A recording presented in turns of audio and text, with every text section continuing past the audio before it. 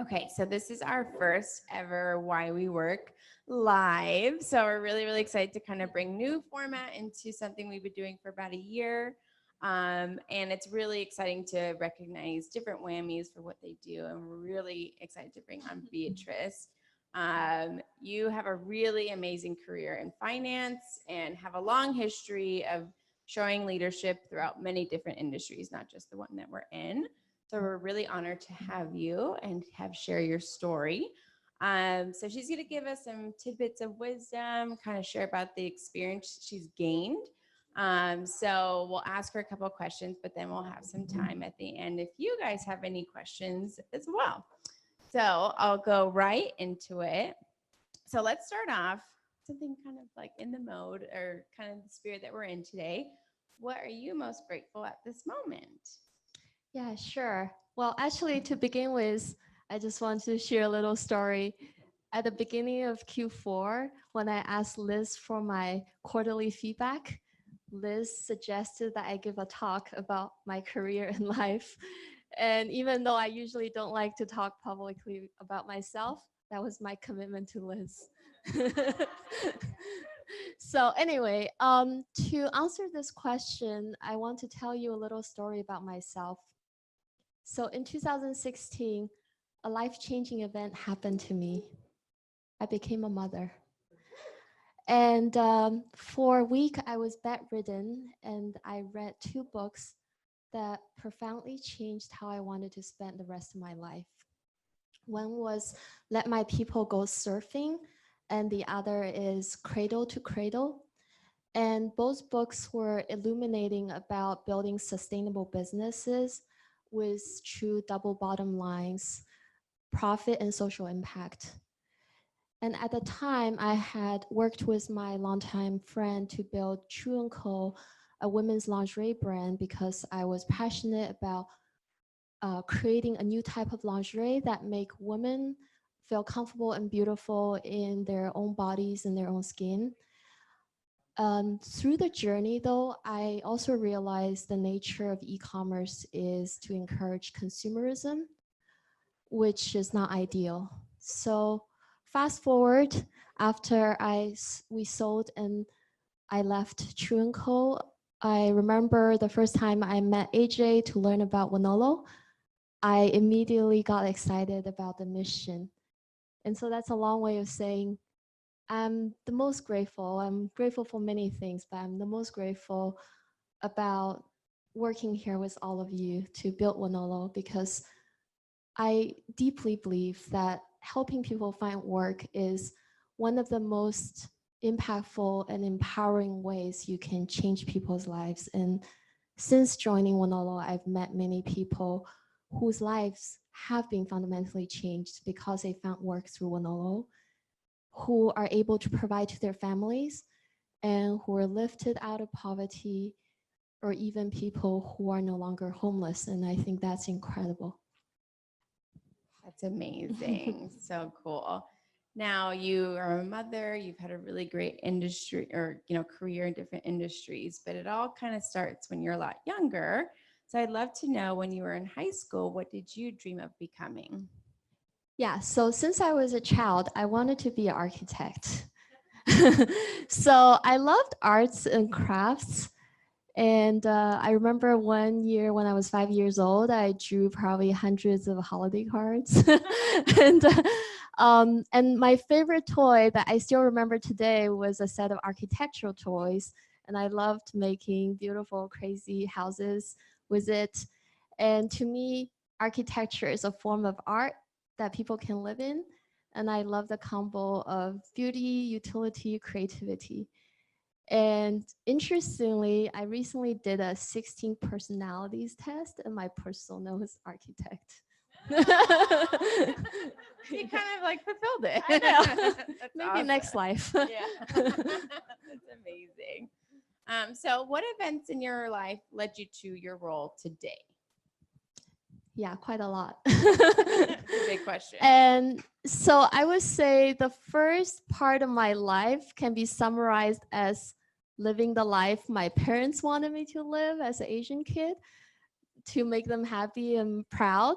up till my first job, which was in investment banking as an econ major grad at Merrill Lynch in the technology merger acquisition group in Palo Alto.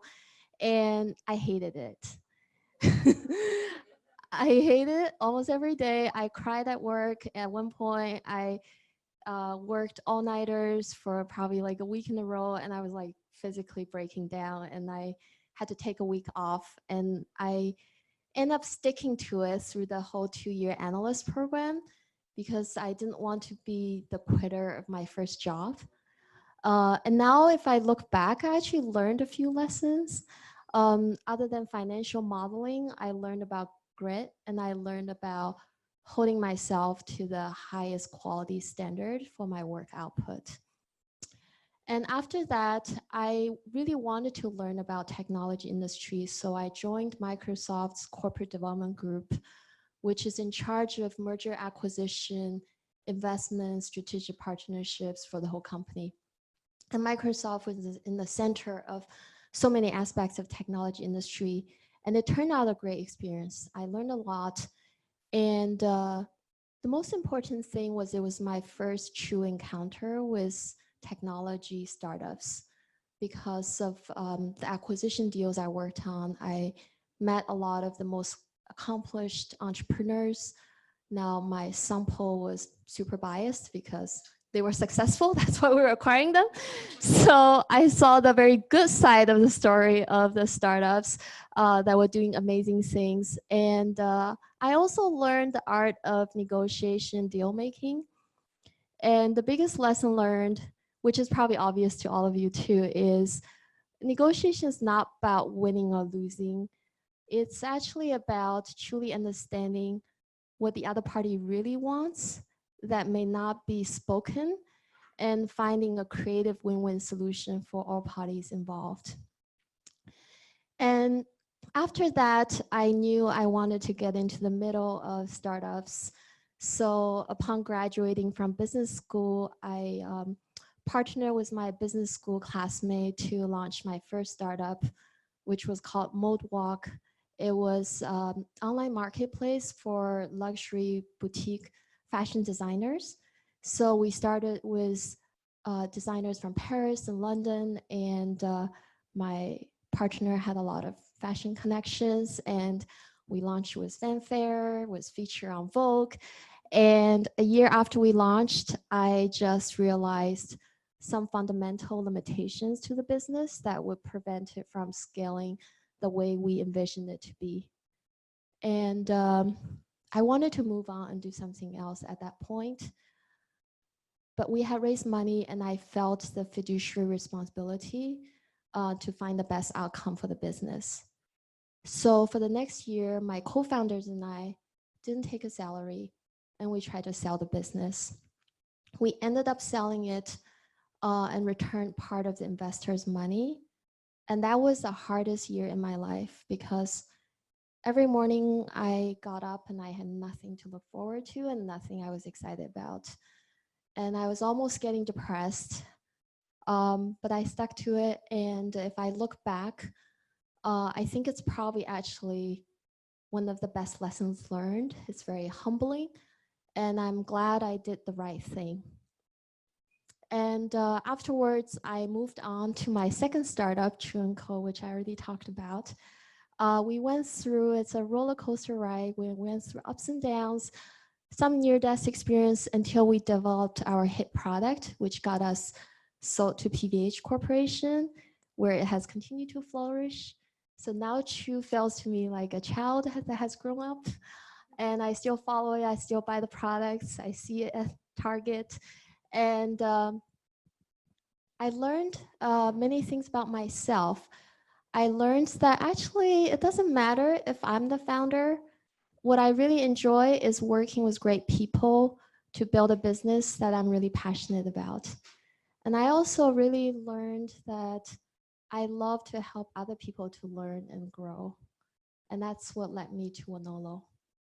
So if I look back at all these different things, I would say my biggest learnings are about the balances in life, the balance between confidence and humility, the balance between optimism and skepticism, and the balance between caring the small details and stepping back to look at the big pictures, and also the balance between work and everything else in life that cannot be put on hold, like your family, friends, and health. And the last one is really important because you could fail at work, but it's those other things that will pick you back up. And if you don't have them, like you may not get up again. So powerful. Oh, yeah. Wow.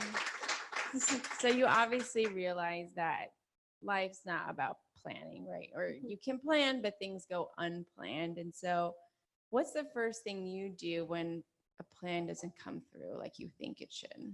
Yeah, thankfully, because I've gone through so many events, it has happened so often that I can often get through the emotional hump pretty fast.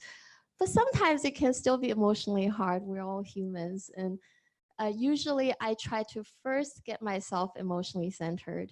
So I try to switch my mind off, do something else, spend time with your friends, family. If you have a hobby, do something, read a book, go for a run, and then until I really get emotion out of my mind, then I sit down to try to solve the problem. I take two approaches. So the first is to just be very methodical and gather all the information I can, both first-hand and second-hand, quantitative, qualitative, even including people's hypotheses, and try to analyze. And I like to do variance analysis, which is a type of financial analysis, but I think it applies in many ways, which is what was expected versus what happened, and why was there a gap, and was it because I had a blind spot? Was there hypotheses that were made, and why were they made that way? And often I also try to understand how I can prevent similar errors happening again in the future by figuring out the approach and the system. And the second method I use is just gut check. I try to think of it as an outsider. I try to do something else, switch my mind back, maybe have a good night's sleep, and then look at it with fresh perspectives. And maybe think of it as if you were an investor, if it's a business, or just an outsider, to just do a gut check to see if it feels right at a high level. And then finally, sleep over it if time allows. You may wake up, have some additional thoughts. That's great advice. So sometimes we have really easy decisions that we don't have to think too methodically on, but when it's really difficult, like what do you lean on? Is there a person? Is there anything that you particularly think of? Yeah, so I've learned over time the most important thing is to start by thinking about what the ideal state is without thinking about today's situation. I used to start with the current state, but then I realized that your approach is often limited by where you are today. So then I think the best way is to think about, just don't even think about how it is today, but just think about ideally if you were to start it from scratch, where you want it to be. And often by doing so, you start with the best end point, and then you find a solution towards there, and you can be more creative than you might think of. And sometimes difficult decisions have to do with people. So in those instances, it has to morally feel right. And the rule of thumb I apply is if I were the recipient, would it feel right? And the third one is simplify. And one thing I try to do is write it down in a few sentences in plain English as if I were to explain to my grandma. And then when you look at it, you actually realize oftentimes the answer is very clear when you're not bogged into every single detail. And if I still am not sure, then I do go to some trusted colleagues, mentors, friends to get a second opinion. Yeah, that's good. Because we just never know sometimes after those difficult decisions if we're right, but you probably have a good instinct at this point. So this is our last question, but we'll open up to the floor for everyone. What is one piece of life advice that you could give to anybody? Ask good questions. No pressure later. This is actually a piece of advice I got early on in my career, but it has taken me years to truly understand the depths of it. And people often talk about active listening. It has many benefits. To me, the biggest benefit is empathy. Is to truly open your mind and hear the other people's stories and perspectives, even though you may not always agree. And when you're asking good questions, you're bringing active listening to the next level, because now you're engaged in a dialogue that's around their stories and their perspectives versus yours, and that's often more effective. Even when you want to express your views, sometimes the best way to express it is through questions. Have you thought about this? What about that? And I've even learned in negotiations, the best way to start is ask questions, because you first get that person to feel comfortable, and you actually get to learn a lot when that person's talking. And sometimes you realize the true intention versus what they're just saying. And that helps you brainstorm a win-win situation in a tough negotiation. And it can be hard. I'm still practicing it myself, because sometimes you have an urge to share perspective, and it can be difficult to try to hold it back. And a tip I have is to take notes, whether on your notebook or on your iPad or phone, while the other person talks, so you can write down the key takeaways and any questions you have while staying focused. Yeah, so that's my tip. Thank you. Well, thank you so much for sharing your story and your advice to us. So let's give her a big round, everyone.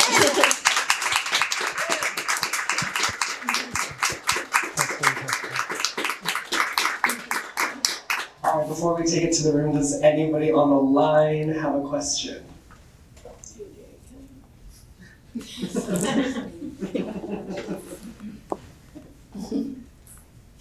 Cool. Any questions in the room? We have lots of I'll have a question. Can you talk for a second about who your sort of biggest mentor has been, like who you've grown up in your career looking towards as being like the North Star of the person that you're looking for? Sure. I've had numerous mentors in my life. I would say my mom is my great mentor.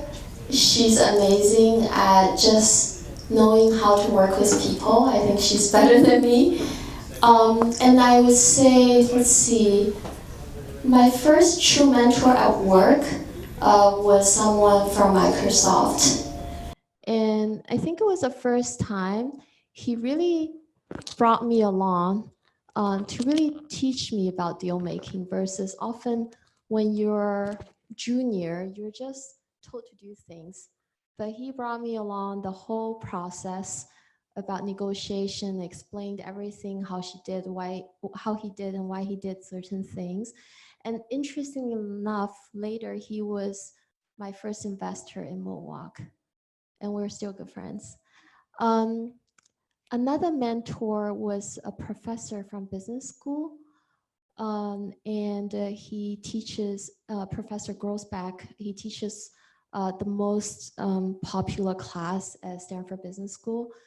And I loved his class because it was so real, because he was a practitioner versus just a professor. And he talks about all these hard things you have to do at work in a business. But I learned a lesson in the thick of a difficult startup situation, when I had a personal conflict. We had disagreements with a co-founder, and I went to him for advice. And the advice I've heard that I still remember today is don't sweep the dirt under the rugs. Basically, have difficult conversations. Even if it's very uncomfortable, it's better to have the conversation as early as possible. Let's see. I mean, now I have a few mentors who are CFOs of various other companies, and they've also taught me different things. So yeah, definitely, I think I've had many different mentors in life for sure. Okay, so you probably have a lot of different things that you do every day. I'm sure like tons of things come across your desk and in your inbox, and yet you still make time at home. I'm just curious, how do you prioritize your day? What does that look like? Yeah, so I think the first thing is you just have to set down some rules for yourself. So when I became a mother, I said to myself that I'm not going to be absent mother. Like some of my friends had absent mothers who were very successful professionally. And I also said to myself that my child is my number one priority and my work is number two. And I actually said it to Young and everyone when I joined, and I'm very glad everyone's very supportive. And then I also made sure that I carve out time between when I go home and to the time I put him to bed, when I just focus on him. And in a week, I try not to be out for more than, I try. Some days it's hard, but I try not to be out for more than 2 evenings. I usually only select maybe one event, like work event or something, or seeing friends during Monday through Friday. And then I just prioritize. Like I have to say no to a lot of things. And then on weekends, I really, really try to spend time with him. So I think 2 weeks ago, I worked all night Friday night so I could spend the weekend with him. And so I like went to bed at 5 a.m. on Saturday morning, and I went to do gingerbread house with him at like 10 a.m. And I was exhausted.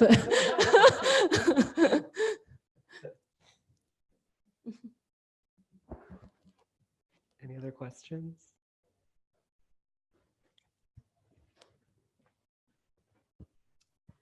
So you've had a very accomplished career. I'd love to hear, looking back, and this is a question that we ask when we're interviewing candidates, but I'm genuinely interested. I'm genuinely interested because you've had some very challenging times in your career. Is there anything that now, with the wisdom that you've, achieved, is there anything that you would do differently? Is there anything that you would approach differently looking back, or if you had a time machine and you could go back in time? For sure. I mean, I've learned a lot. I would say I probably should have spent fewer years at Microsoft.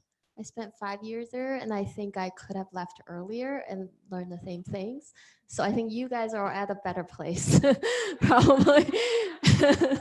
I stayed in a big company for too long. And if ever you want to do your own startup, then I have also some advice. I would say, don't think your first goal is to fundraise. The first goal is actually to really figure out if you yourself want to invest time in it, because ultimately you're the biggest investor in it. It's your time and your life. So like convincing investors is not the hardest thing. The hardest thing is once you convince investor and then you realize it's actually not what you want to do. That's what I got stuck with my first startup. So I think that's important. The second, what I learned is also try to build a business model, if you were to build a startup, as capital efficiently as possible, because otherwise you don't really own your full destiny until you reach profitability.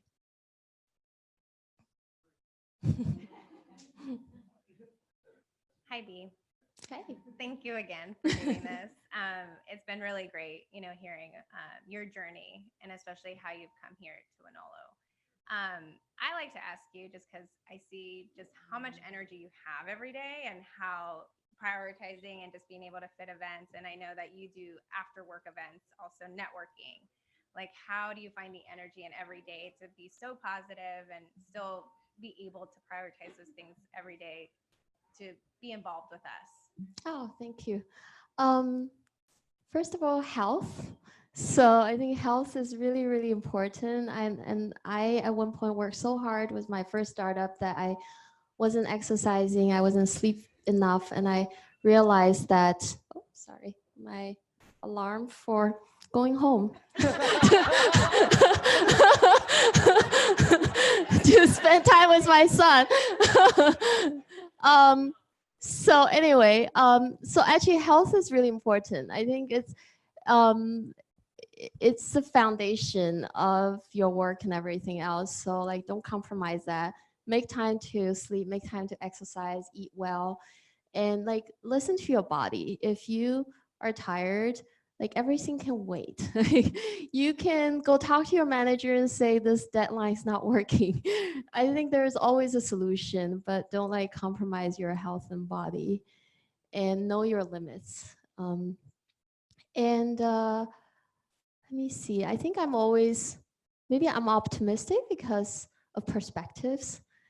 I always remind myself almost every problem I have is a first world problem. My husband and I like to joke. So I think I'm just grateful for how lucky I am. And there are many other people out there that have really, really hard problems. So like in comparison, this is nothing. Yeah. We have time for one more? No, we don't. No, we don't. Oh, Okay. sorry. Alarm went off. You're done. Well, Okay. thank you One more so round of much. applause. Yeah, let's give her a round. Thank you, Kristen. Thank you, everyone.